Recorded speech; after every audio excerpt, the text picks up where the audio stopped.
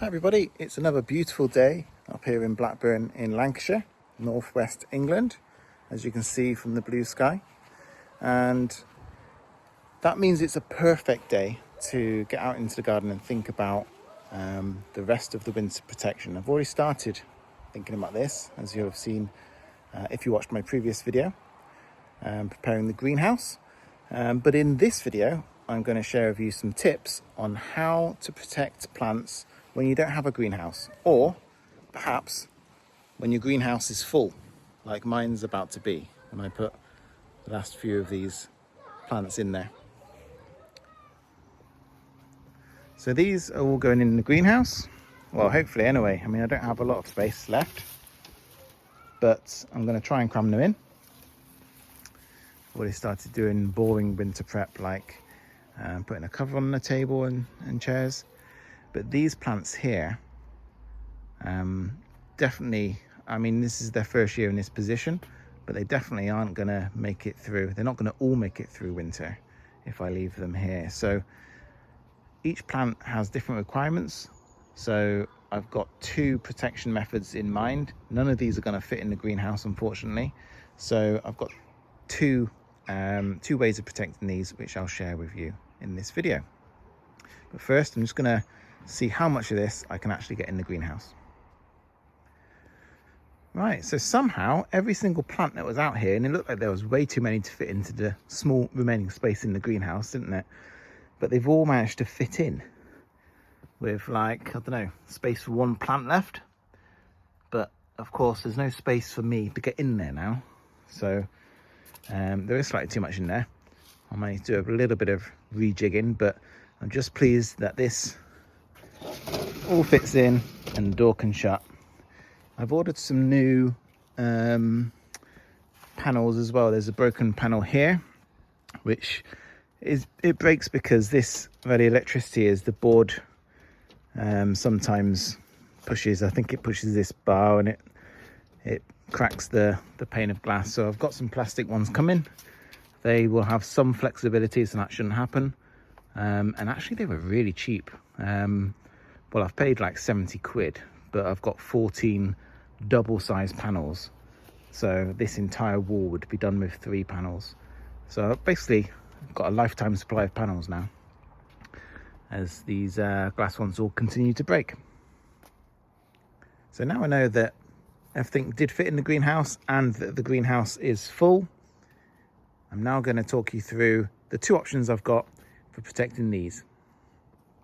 The first one is going to be suitable for the chamaerops humilis, that's a volcano, and the fatsia japonica spider's web, because and I've got 2 each of those, because they can actually take quite a bit of cold, but they don't want to be soaking wet. They don't want to be exposed to too much rainfall.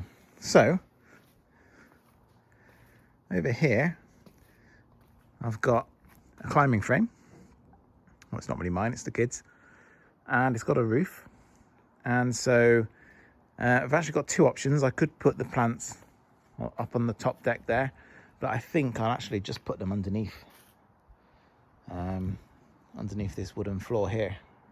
So they will probably get a bit of rain blowing in at them on windy days, wet windy days, but they will get substantially less rain than if they were left there. And I think they would be, I think they're cold hardy enough. I think they just need a bit of a rain shelter. So that's the first option, and 4 of these pots will be going there. And for the second option, I'll walk and talk. So I'm going to the front garden here because the front of the house faces south, and so that's a really good place to overwinter plants. And what I'm going to do is I'm going to put the plants right up against the wall of the house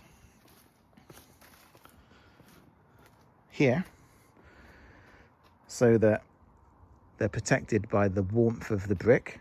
I mean, bricks don't sort of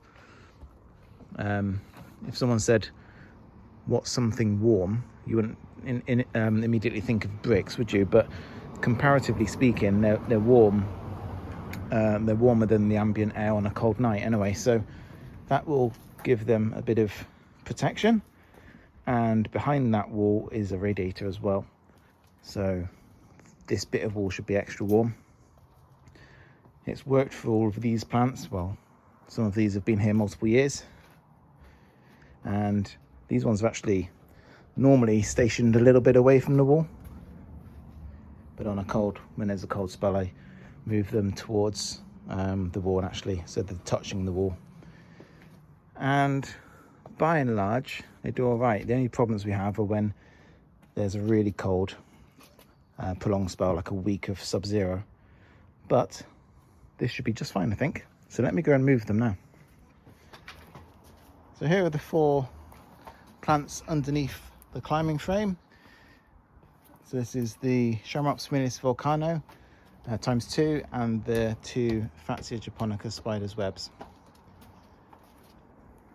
Now, it does leave a bit of a mess over here, but luckily, we're not going to be sitting out during the winter months, so that's not an issue at all. And the best bit about all of this is that the front of my house has been improved massively as a result. So don't these plants look fantastic? I just hope that they make it through winter. This isn't guaranteed. I did say it's easy protection, and easy protection isn't always good protection. They're right up against the wall, and there is a slight overhang, so I think they're in a good position, and I'm confident that the cordylines will make it through. It's my first winter with the variegated phormiums, so I'm unsure about those, and to be honest, I've never actually tried a Washingtonia robusta protected in this way, so I'll be very interested to know if this survives. It'd be fantastic if it does, but to be honest, of all of the plants, I think that's the one I'm most likely to lose. But stay tuned, subscribe to the channel, and check back again in the spring, and we'll see what survived and how effective this method of protection has been. It's clouded over now, and I'm definitely going to call it a day.